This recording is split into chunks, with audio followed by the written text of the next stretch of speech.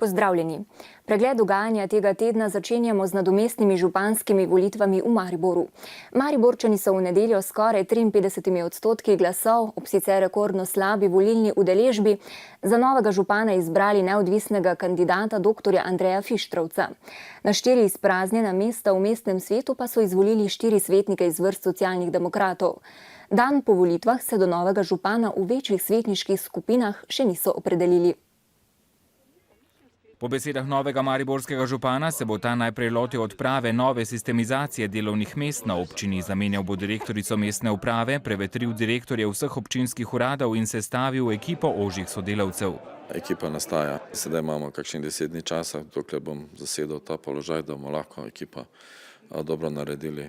Dela z novim županom predsejo izvršnega odbora stranke ne želijo komentirati v SDS-u in SLS-u. V Desusu pa zatrjujejo, da v koaliciji ne bodo sodelovali, bodo pa podprli njegove za Maribor dobre programe. Bo se moral najprej mestnim svetnikom upravičiti.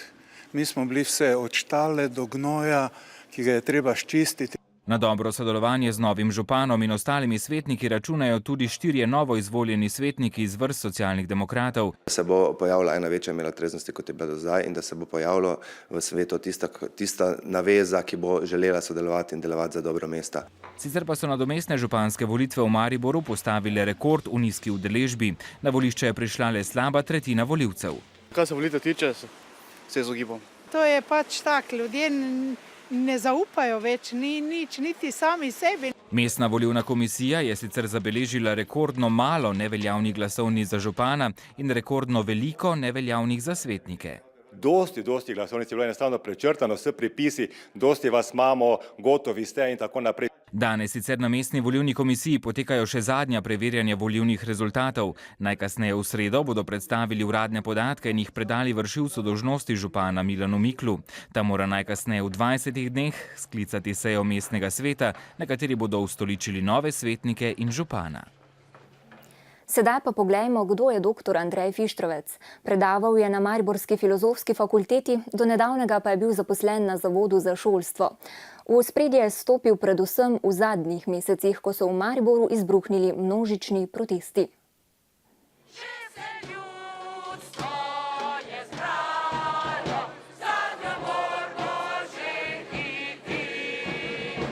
In ljudstvo, bolje rečeno le del njega, je v nedeljo na presenečenje vseh izbralo že v prvem krogu. Samo tretjina volilnih upravičencev ali borih 30 000 ljudi je odločalo, kdo bo vodil mesto, ki ga pesti nadpovprečna 16% brezposelnost, klientelizem in korupcija. Jaz računam, da bo vzel zares duha vstajnikov in da bo ta prelom z političnimi elitami tudi uresničil. Čudežev ne moremo pričakovati, zato ker seveda situacija je zelo zapletena. Najprej seveda revizija poslovanja, izbrati bo moral kompetentne sodelavce. 56-letni sociolog doslej v politiki ni bil angažiran, je bil mlad pionirček, spogledoval se s komunistično partijo, delal na Radio Marš, sooblikoval valdorfsko pedagogiko. Mariborčanom pa je znan obraz predvsem iz univerzitetnih klopi filozofske fakultete. Slednjo je moral zapustiti pod težo očitkov, da ne izpolnjuje habilitacijskih pogojev. Z manifestom in zbiranjem podpisov so mu takrat v bran stopili študenti. Smo kompetentni za to, da ocenjujemo, ali so naši profesori dobri ali slabi. Da je zanesljiv, komunikativen in da zna umiriti situacijo, pa pove njegova žena. Da je zmeraj kot neke vrste tampon tudi med nami puncami, med mojima 2 hčerama in menoj, da tudi če kdaj nekoliko bolj temperamentno metri udarimo po mizi, on udari po mizi, ampak je potem tudi tisti, ki zna pomiriti situacijo. V ospredju javnosti stopi predvsem v zadnjih mesecih, ko so v Mariboru izbruhnili množični protesti. Vsi ti, ki so kradli, imajo imena in priimke. Ali bo dr. Fištravec znal pomesti po občinskih pisarnah, kjer so v zadnjih mesecih želeli spraviti skozi še sistemizacijo občinske uprave, razbiti hobotnico, kot zahtevajo vztrajniki? Dan D bo, ko bo mestni svet odšel, ko bo odstopili mestni svetniki, ne? Mestni svet pa očitno kljub volitvam ostaja v enako močni strankarski sestavi. 4 odstopljene svetnike SD-ja so namreč nadomestili spet 4 iz vrst SD-ja, le da novi obrazi. Dr. Fištravec bo tako vodil mestni svet brez enega samega strankarskega podpornika. Bo se moral najprej mestnim svetnikom upravičiti. Mi smo bili vse od štale do gnoja, ki ga je treba ščistiti. Ne more računati na varno zaletje koalicije, ki bi pač pokrila kakršenkoli predlog, se ga kdo spomni in bi vse šlo skozi. Odstavljeni župan Franc Kangler pa upa, da bo prvi mož občine imel predvsem odnos do zaposlenih. Ki ne bo revanšist, ki ne bo širil raznih neumnosti o hobotnicah. Časa za dokazovanje, predvsem pa reševanje vseh težav, pa novo izvoljeni župan ne bo imel v izobilju. Že naslednjo jesen ga bodo volivci presojali na rednih lokalnih volitvah. Usoda Marifarma, ki zaposluje 110 ljudi, tudi po vročem sestanku članov sveta mariborskih lekarn in županov 5 občin lastnic, ni jasna. Kot smo že poročali, je Marifarm v izjemno težkem finančnem položaju. Če ne bo dogovora z novo kreditno banko Maribor o vračilu kredita, ki zapade konec marca, lahko pride tudi do stečaja podjetja. Ob članih sveta zavoda lekarn so tokrat na izredno sejo prišli tudi novo izvoljeni mariborski župani in še župani 5 občin, na katere bo po odloku prešlo lastništvo zakreditiranega Marifarma. Že drugič so jasno zahtevali, da se omaknejo vse tožbe in da je dovolj zapravljanja javnega denarja za najemanje in naročanje pravnih mnenj. Poglejte se čez okno v mesto noter. En pravnik je za 23 strani zaslužil 90 jurjev, mi bomo to naredili, obljubimo zastoj, a vi zabavate tu narod. 100% lastniki smo še vedno lekarne Maribor. Z odlokom pa se kapitalske naložbe prenašajo z dnem uveljavitve odloka na občine ustanoviteljice. In tukaj so ti sporni, ta sporni člen. Da si je potrebno naliti čistega vina in da časa zmanjkuje in da se ladja potaplja. Vse te besede smo lahko slišali v Marifarmu, ki bo moral z aprilom pričeti vračati glavnico 26-milijonskega kredita. Dokapitalizacija je potrebna, zato dokapitalizacijo smo želeli poravnati kratkoročni kredit do banke, 2 milijona 200 potem obresti, ki so odprte in s tem bi banka tudi nastopila nasproti za podaljšanje moratorija. In če smo pričakovali, da bodo tokrat dorekli, na kakšen način bodo torej zagotovili svež denar Marifarmu, so se navzoči vedno znova zapletali glede zakonitosti odloka, ugotavljali, da ne vedo, v kako globoki finančni luknji se je znašel Marifarm, kdo komu skriva podatke in kdo s figo v žepu sedi na sestankih. Mi moramo najprej vedeti, kakšno je stanje, da se lahko odločimo, kako naprej. Mi nimamo zdaj v tem trenutku dejanskega stanja. Ko bomo imeli stanje, bomo lahko povedali, kako. Če bodo tokratni sklepi obveljali, naj bi do petka župani in člani sveta zavoda končno na mizo dobili le finančno sliko Marifarma in ustavili vse tožbe. Po novem ne vlagajo tožbe samo lekarne proti občinam. Zdaj še hčera Marifarm toži lekarne zaradi spremembe statuta, po katerem bi ukinili nadzorne svete. Za športnim centrom Pohorje je končno, predvsem zaradi obilice snega, nadvse uspešna smučarska sezona. Čeprav trenutno poslujejo tekoče, jih bremeni izguba izpred 2 let. To pripisujejo predvsem zelenim zimam in seveda krizi. Z bankami zdaj pospešeno iščejo rešitev za družbo, ki je prezadolžena, kapitalsko neustrezna in jo bremenijo bančne obveznosti, ki zapadajo v začetku poletja. 3,4 milijonska izguba iz leta 2011 se bo verjetno izkazala tudi za lani, čeprav so imeli 11% povečanje prihodkov. Športni center Pohorje najbolj bremenijo posojila najeta pred gospodarsko krizo. Obveznosti, ki izhajajo iz samih kreditov oziroma obveznosti na strani do bank ostale iste in žal tu v tem trenutku še ni prave rešitve. Z nekaterimi upniki so dosegli odloge plačil oziroma reprograme obveznosti, z lastnicama Novo KBM in NLB pa že leto in pol iščejo trajnejšo poslovno rešitev.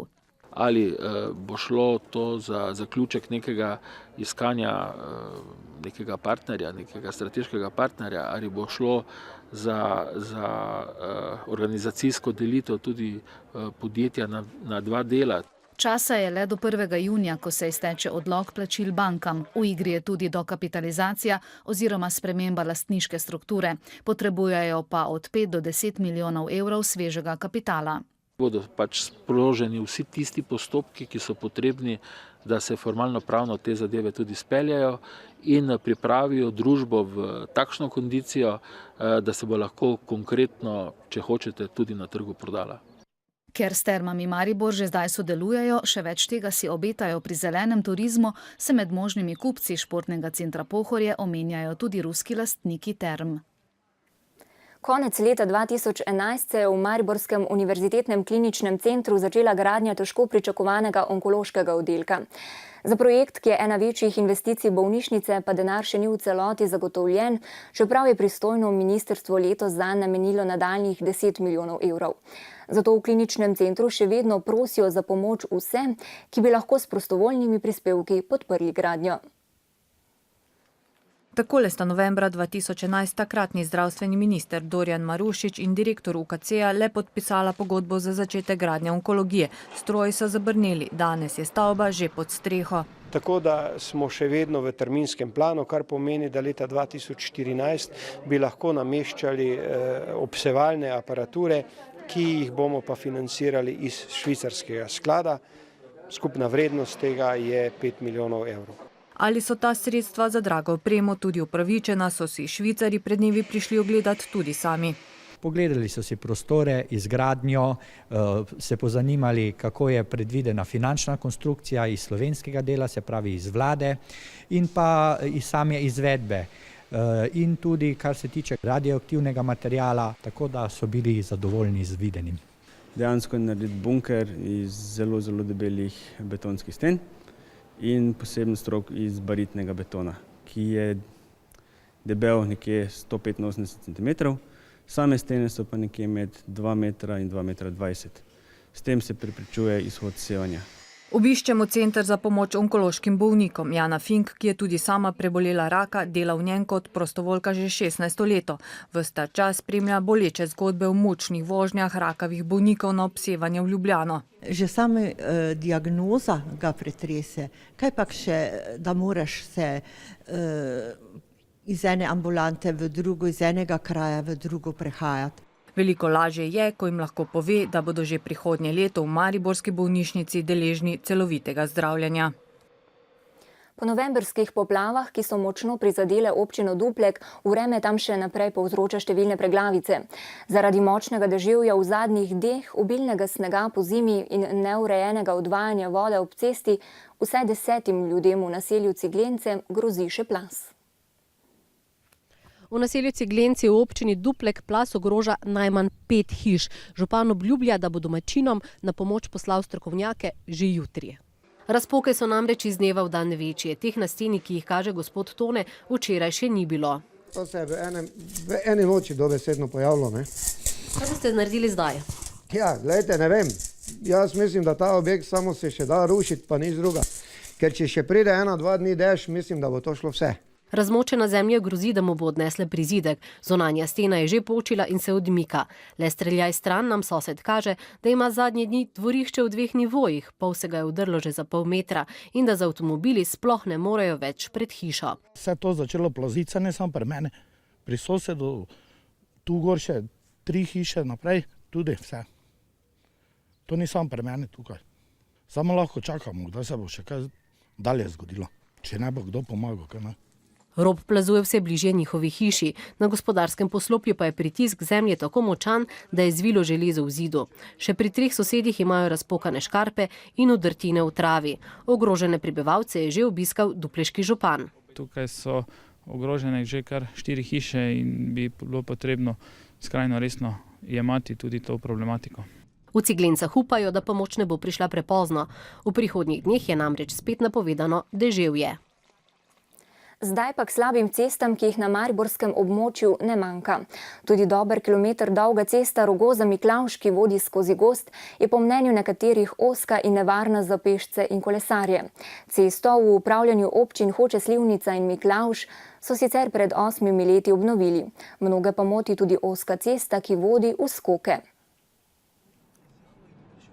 Cesta Rogoza-Miklavž je po besedah upokojenca iz Hoč Silvestra Gajzerja preozka. Kot nekdanji predsednik sveta za urejanje prostora v krajevni skupnosti Hoče meni, da se pešci in kolesarji ob prehitevanju vozil nimajo kam umakniti. Sveče ob cesti opozarjajo tudi na nesreče s smrtnimi žrtvami.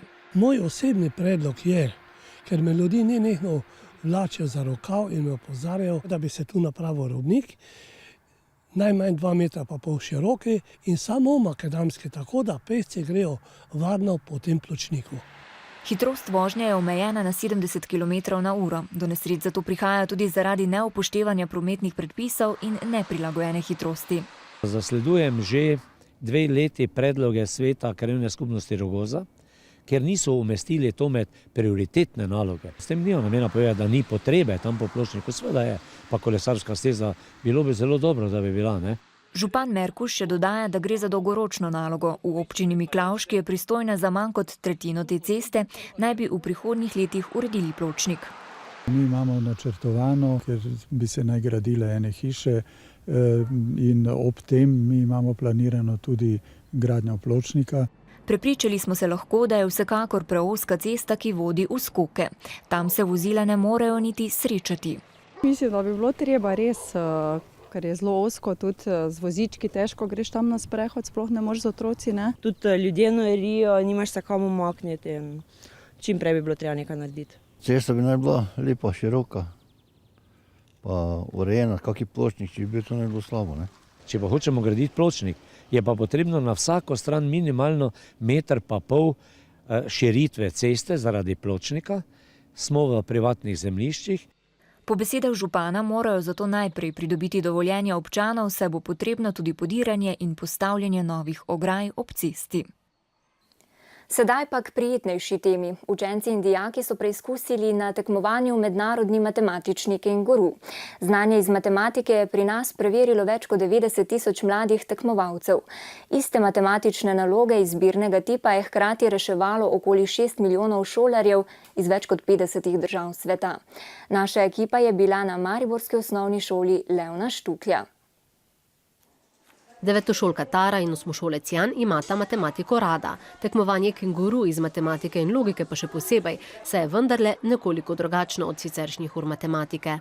Zanimajo me take naloge, pa pač matematika mi je super predmet. Jaz pričakujem, da bom zelo dober, je pa tudi zabava pri nalogah, da se malo razmišljaš. Oba si obetata uvrstitev najmanj na regijsko, če že ne na državno tekmovanje. Za šolsko pa se učenci pripravljajo pri dodatnih urah. Kenguru zna biti poln presenečen, zato ker se lahko na srečo posreči komu dober rezultat, zato ker izbirajo med večjimi odgovori. Sicer pa tisti učenci, ki so matematiki, so v prednosti. Cilj tekmovanja je približati matematiko mladim. Na osnovni šoli Leona Štuklja se ga udeleži skoraj polovica vseh učencev. Pomembno je, kajti s tem si krepijo sigurno še znanje, še dodatno znanje. To so ponavadi učenci, ki grejo na tekmovanja, nadarjeni učenci, učenci z večjimi sposobnostmi, potem druženje, socializacija in pa seveda znanje. Uspeh na tekmovanjih pa učencem prinese tudi dodatne točke, ki so potrebne za vpis na želeno srednjo šolo.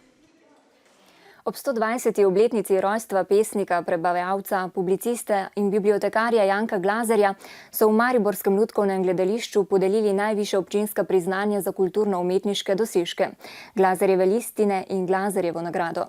Osrednja nagrada je letos pripadla dramskemu igralcu Vladu Novaku. Komisija je tako letos sprejela kar 37 predlogov za 22 kandidatov. To kaže, da je nagrada vse bolj cenjena in vsako leto bolj pridobiva na veljavi. Jaz lahko v imenu celotne ekipe, ki smo pač na tem delali, lahko rečem, vsi bi zaslužili.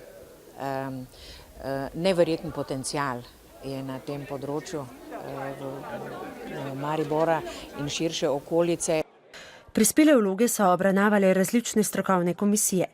Križaničeva se tako pošali, da je bilo kot v minulem konklavu za izvolitev novega papeža, le da je pri izboru mariborskih nagrajencev bilo več krogov. Nazadnje so kot prejemnike Glazerjeve listine izdvojili pesnico Lidijo Gačnik-Gombač, akademskega slikarja Jožeta Šubice in umetniško direktorico festivala Borštnikovo srečanje Aljo Predan. Ustvarjalni postopek je zelo počasen. Vse se najprej zelo dolgo dogaja v glavi, tudi zaporedja motivov, kompozicijski premiki. nekje imam neko linijo, ki jo ves čas že peljem, ne, potem se pač odločam, kako se nagiba to v smer bolj slikarsko, smer bolj prostorska postavitev, ta material, oni material. Ne. Mogoče še najbolj od vseh nagrad me je ta razveselila, zato ker jo prejemam kot Ljubljančanka na delu v Mariboru. Več kot 100 gledaliških in 40 filmskih vlog ter izjemna sposobnost preobrazbe v najrazličnejše dramske like, od najpreprostejših do vzvišenih ljudi, je odtehtala Glazerjevo nagrado za življenjsko delo. Ko bereš Vladotovo, mislim, rečeš, to je to, ne? Tehtam tukaj uspešnost oziroma neuspešnost glede na to, koliko sem sam zadovoljen in koliko sem pošteno kako delo opravil. S televizijskimi portreti bomo nagrajence podrobneje predstavili v prihajajoči oddaji Glasnik. Spoštovani, to je bil preglednik televizije Maribor. Hvala za pozornost in nasvidenje.